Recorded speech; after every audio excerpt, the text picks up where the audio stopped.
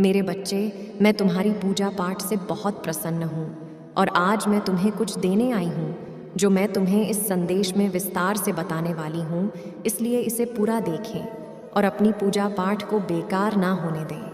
आज देख लो मेरी चमत्कार। मेरे बच्चे, अगर मैं तुम्हारे जीवन में अहमियत रखती हूँ तो सिर्फ अपनी माता के लिए एक लाइक करके चैनल को सब्सक्राइब करना और कमेंट में अपना नाम दर्ज करना। जय हो माता रानी। मेरे बच्चे, जिसने तुम्हें रुलाया वो बहुत बड्ढा बहरूपिया है। उसका असली चेहरा, असली रंग समाज में आज तक कोई उसे सही से नहीं समझ पाया है कि उसका असली व्यक्तित्व कैसा है। असलियत में वो है कौन। उसने तुम्हें बहुत रुलाया, बहुत झूठे इल्ज़ाम लगाया है तुम्हारे ऊपर, तुम्हें समाज में पूरी तरह से अकेला कर दिया। तुम्हारी कोई गलती ना होने के बावजूद भी तुम्हें लोगों से मुंह छुपाकर जीना पड़ा, जैसे ना जाने तुमने कितना बड़ा गुनाह कर दिया हो। तुम हमेशा सबका ख्याल रखते हो।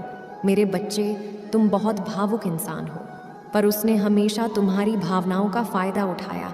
तुम कितना भी भला कर लो दूसरों का, अंत में तुम्हें सिर्फ धोखा मिलता है, बदनामी मिलती है, झूठे इल्ज़ाम लगाए जाते हैं तुम्हारे ऊपर। तुम्हें समाज में इतना अपमान इसीलिए सहन करना पड़ा क्योंकि उस व्यक्ति ने तुम्हारी बदनामी का चढ़ावा चढ़ाया।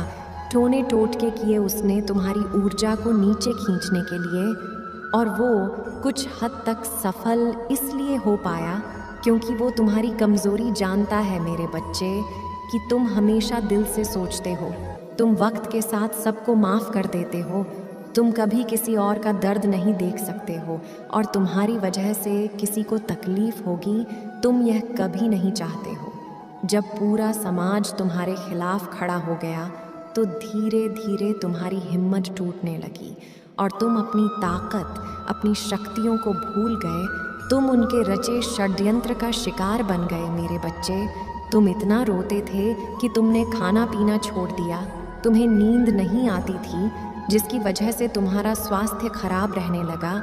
तुम इतने भावुक व्यक्ति हो कि तुम मुझसे भी बस यही बोलकर रोते थे कि माता मेरी क्या गलती है, सब मेरे साथ इतना बुरा क्यों कर रही हैं। मैंने तो हमेशा सबका अच्छा सोचा, सबका ख्याल रखा, सबकी भावनाओं की कदर की, तो आज मेरे अपने ही मेरे खिलाफ क्यों खड़े हैं। कोई मेरी बातों पर यकीन क्यों नहीं कर रहा है। मुझसे ऐसी क्या गलती हो गई माता। मैंने तो हमेशा आपकी भक्ति की, क्या यह फल मिल रहा है मुझे आपकी भक्ति के बदले। मेरी भक्ति करने का तुम्हें क्या फल मिलेगा, वो तुम्हारी कल्पना से परे है मेरे बच्चे। क्या मैंने तुम्हें अतीत में कुछ नहीं दिया है, बहुत कुछ दिया है, पर तुमने मेरी दी हर चीज़ उस व्यक्ति पे न्यौछावर कर दी। आंख बंद करके तुमने यकीन किया और मेरे लाख समझाने के बाद भी हर बार दिल से निर्णय लिया, दिल से सोचा, पर वह व्यक्ति हमेशा दिमाग का खेल खेलता रहा तुम्हारे साथ। वो कभी भी तुम्हारे साथ रिश्तों में सच्चा था ही नहीं। उसके दिमाग में तो शुरू से ही षड्यंत्र था तुम्हारे खिलाफ। इसके पास जो कुछ भी है वह सब कुछ मुझे अपने कब्जे में चाहिए, वो सब कुछ मेरा होना चाहिए। तो मैं उस बात का भी कोई गम नहीं है। लोगों ने तुमसे जो कुछ भी छीना, जितना भी छल किया, तुम्हें यह पता है कि वो तुम्हारी किस्मत का नहीं लेके गए हैं। वो जो लेकर गए हैं शायद तुम्हारी किस्मत में नहीं था। अपनी किस्मत समझकर तुम उसमें भी खुश हो। तुम्हारे शत्रुओं का एक झुंड बन गया है मेरे बच्चे, जिनके जीवन का मकसद ये है तुम्हारी बुराई करना। तो किस किस से बचोगे और कब तक बचोगे तुम। ये आज की कहानी नहीं है, ये तो न जाने कितने वर्षों से हो रहा है तुम्हारे साथ कि लोग तुम्हारे पीठ पीछे षड्यंत्र रचते हैं। वो लोग हमेशा तुम्हारे विरुद्ध सब कुछ करते हैं और फिर मुंह पर तुमसे मीठी मीठी बातें करके तुम्हारे सगे बन जाते हैं। मेरे बच्चे, क्या तुम्हें अपनी माता पर विश्वास है तो इस संदेश को लाइक करके मेरा भाग्यशाली अंक 11 लिखकर मुझे अपनी स्वीकृति प्रदान करा देना। मेरे बच्चे, तुम्हें उससे बचने की ज़रूरत नहीं है। तुम्हें अपने आप को मजबूत बनाने की ज़रूरत है। तुम्हें उनसे लड़ना सीखना है। ऐसे लोगों के साथ उनके जैसा बर्ताव करना सीखना है तुम्हें, कि अगली बार कोई तुम्हारी भावनाओं का फ़ायदा ना उठा सके। ऐसे लोगों के साथ तुम्हें भी दिमाग से निर्णय लेना सीखना पड़ेगा। और वो व्यक्ति अपने आप को बहुत होशियार समझता है। उसको ये लगता है कि वो तुम्हें हमेशा मूर्ख बनाकर तुम्हारा फ़ायदा उठाता रहेगा। पर उसका काल तो उसी दिन शुरू हो गया था जिस दिन तुमने सब कुछ मेरे हाथ में सौंप दिया था और मुझसे बोल दिया था कि माता में कुछ नहीं देखूंगा, अब मैं नहीं रहूंगा, अब आप जो करेंगी वह सब कुछ मंजूर होगा, मुझे सब कुछ हंसते हंसते स्वीकार कर लूँगा मैं। उसी दिन से उसकी बर्बादी शुरू हो गई थी और इसलिए अब वो फिर आएगा तुम्हारी तरफ दोस्ती का हाथ बढ़ाने कि मुझे अपनी गलतियों का पछतावा है, मैंने तुम्हारे साथ बहुत बुरा किया, एक बार मुझे माफ़ कर दो, हम बहुत अच्छे दोस्त थे। वो बहुत दुहाई देगा अच्छे वक्त की तुम्हें, पर याद रखना उसके मन का वह शत्रु कभी नहीं मरेगा। उसके मन में जो जलन है तुम्हारे लिए वो कभी ख़त्म नहीं होगी। तो मेरे सीख याद रखना कि आप अपनी भावनाओं पर नियंत्रण करना सीख लो और दिमाग से निर्णय लेना शुरू कर दो। जो जैसा है उसके साथ वैसा रहना सीखना पड़ेगा तुम्हें, तभी तुम ऐसे लोगों से लड़ पाओगे, क्योंकि तुम नकारात्मकता से भाग नहीं सकते हो मेरे बच्चे। आज ये लोग खत्म होंगे तो जैसे जैसे तुम्हें सफलता मिलेंगे तुम्हारे और शत्रु बनेंगे, इनसे भी बुरे लोग मिलेंगे तुम्हें। तब तुम क्या करोगे? तुम अपनी सफलता छोड़ डिडाच कर भाग जाओगे। तो तुम्हें इसी समाज में रहकर, इसी गंदगी में रहकर कमल का फूल बनना सीखना पड़ेगा। अपनी खूबसूरती को बचाकर रखना सीखना पड़ेगा। तुम्हें अपनी अंदर की शक्ति को पहचानना है कि तुम्हारी भावनाएं ही तुम्हारी अगर सबसे बड़ी कमजोरी है तो वो तुम्हारी सबसे बड़ी ताकत है। अगर तुम चुप रहना जानते हो, तुम दहाड़ना भी जानते हो, और ये बात तुम्हें अपने शत्रुओं को सिखानी पड़ेगी। तुम्हें उन लोगों को उनकी असली औकात दिखानी पड़ेगी, क्योंकि तुम चुप थे, इसलिए नहीं क्योंकि तुम मूर्ख व्यक्ति थे। उन्होंने समझा कि इसके पास तो दिमाग ही नहीं है, यह हमेशा दिल से निर्णय लेता है, तो ये बेवकूफ़ है। तुम्हें उन लोगों को ये दिखाना पड़ेगा कि तुम बेवकूफ़ नहीं थे। तुम्हें पहले दिन से उनके षड्यंत्र के बारे में पता था। उनके जैसे तुम्हें छल करना नहीं आता, कपटी नहीं हो तुम, तुम्हें रिश्ते निभाने आते हैं और तुमने उस रिश्ते की गरिमा रखी, इसलिए तुम उन लोगों से कुछ बोल नहीं पाए। कोई बदतमीज़ी नहीं की तुमने, वरना जवाब देना तो तुम्हें भी आता है। जब बात तुम्हारे आत्मसम्मान पर आएगी तो तुम दहाड़ोगे। और जो व्यक्ति इतने वर्षों से सब कुछ चुपचाप सह रहा था, जब वो दहाड़ेगा तो उसके शत्रुओं के कान फट जाएंगे। और किसी भी रिश्ते को बचाने के लिए कभी अपने आत्मसम्मान की कुर्बानी मत देना मेरे बच्चे। और उस व्यक्ति को भली भांति एहसास हो गया है कि उसके बुरे कर्म बर्बादी लेकर आ रहे हैं, और बर्बादी बहुत तेज़ी से उसकी तरफ आ रही है, जिसका सामना वो कर नहीं पाएगा। इसलिए अब वो कोशिश में लग गया है कि वो अपने बुरे कर्मों को, अतीत में किए बुरे कर्मों को, जिन भी लोगों को उसने रुलाया है, बिना मतलब प्रताड़ित किया है, छल किया है, धोखा किया है, वो सब ठीक कर सके। वह उन लोगों से माफ़ी मांगकर सबकी नज़रों में अच्छा बन सके, अपने कर्मों को साफ कर सके, जो कि अब संभव नहीं है मेरे बच्चे। अब बहुत देर कर दी उसने। समस्याओं का पहाड़ टूटने वाला है उसके ऊपर, क्योंकि अगर उसने किसी एक को तकलीफ़ भी होती है, किसी दो को तकलीफ़ दी होती, तो एक बार वो माफ़ी मांगता तो शायद वो माफ़ी उसे मिल भी जाती। पर उसने तो अपने जीवन का मकसद ही बना लिया था, लोगों को रुलाना, उन्हें बर्बाद करना। उसने जीवन में कभी कुछ कमाया ही नहीं मेरे बच्चे, बस लोगों के आंसू, उनकी बद्दुआएं कमाई है। तो अब चाहकर भी उसे कोई माफ़ी नहीं दे पाएगा, क्योंकि मैं उसे माफ़ नहीं करूँगी। उसने एक शुद्ध आत्मा को तकलीफ़ दी, उसे चोट पहुँचाई, बार बार उसकी आत्मा को कष्ट दिया। उसने तुम्हें मुझसे दूर करने की कोशिश की, तुम्हें प्रताड़ित किया, दिन रात तुम्हें रुलाया।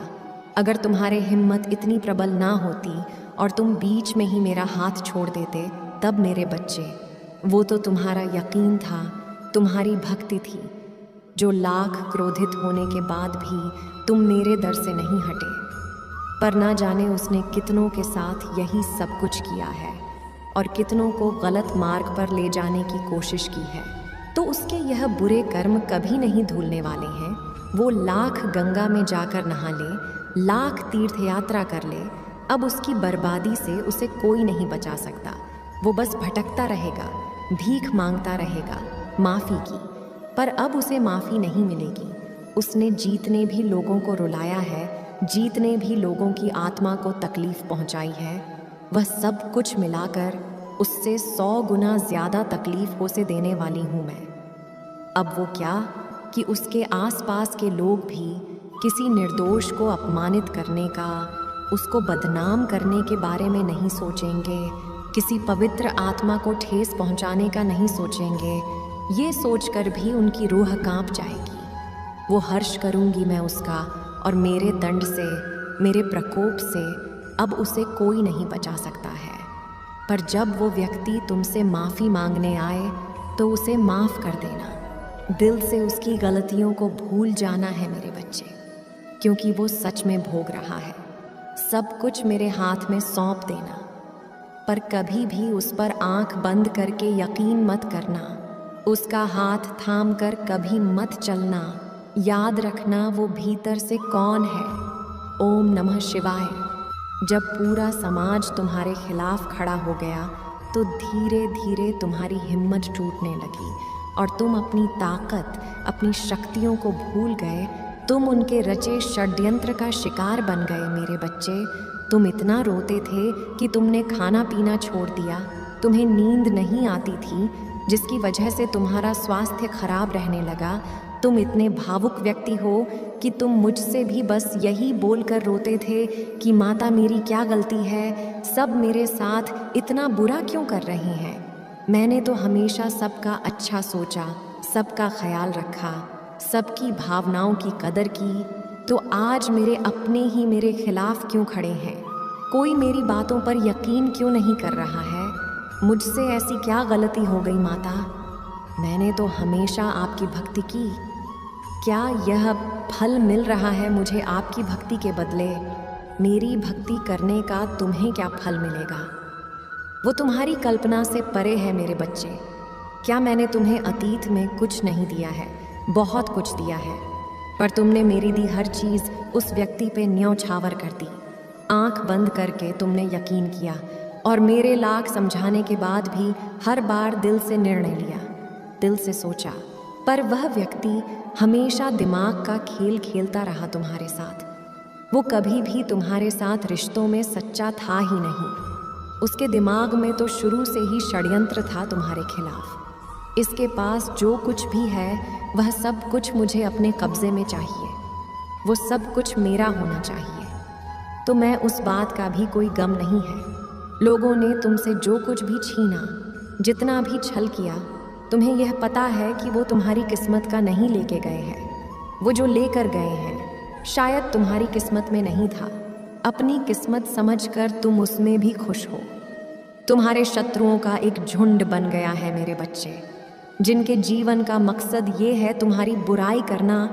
तो किस किस से बचोगे और कब तक बचोगे तुम। ये आज की कहानी नहीं है, ये तो न जाने कितने वर्षों से हो रहा है तुम्हारे साथ कि लोग तुम्हारे पीठ पीछे षड्यंत्र रचते हैं। वो लोग हमेशा तुम्हारे विरुद्ध सब कुछ करते हैं और फिर मुंह पर तुमसे मीठी मीठी बातें करके तुम्हारे सगे बन जाते हैं।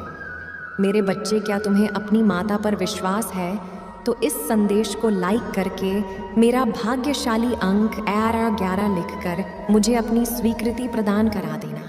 मेरे बच्चे, तुम्हें उससे बचने की ज़रूरत नहीं है। तुम्हें अपने आप को मजबूत बनाने की ज़रूरत है। तुम्हें उनसे लड़ना सीखना है। ऐसे लोगों के साथ उनके जैसा बर्ताव करना सीखना है तुम्हें कि अगली बार कोई तुम्हारी भावनाओं का फ़ायदा ना उठा सके।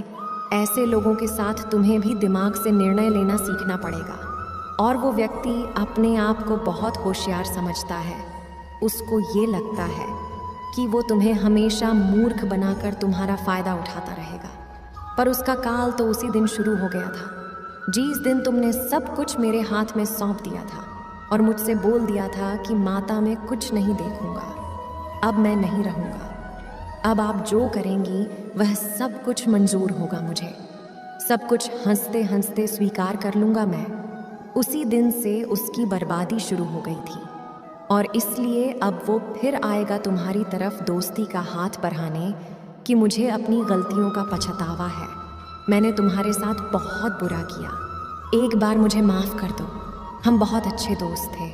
वो बहुत दुहाई देगा अच्छे वक्त की तुम्हें, पर याद रखना उसके मन का वह शत्रु कभी नहीं मरेगा। उसके मन में जो जलन है तुम्हारे लिए वो कभी ख़त्म नहीं होगी। तो मेरे सीख याद रखना कि आप अपनी भावनाओं पर नियंत्रण करना सीख लो और दिमाग से निर्णय लेना शुरू कर दो। जो जैसा है उसके साथ वैसा रहना सीखना पड़ेगा तुम्हें, तभी तुम ऐसे लोगों से लड़ पाओगे, क्योंकि तुम नकारात्मकता से भाग नहीं सकते हो मेरे बच्चे। आज ये लोग खत्म होंगे तो जैसे जैसे तुम्हें सफलता मिलेंगे तुम्हारे और शत्रु बनेंगे, इनसे भी बुरे लोग मिलेंगे।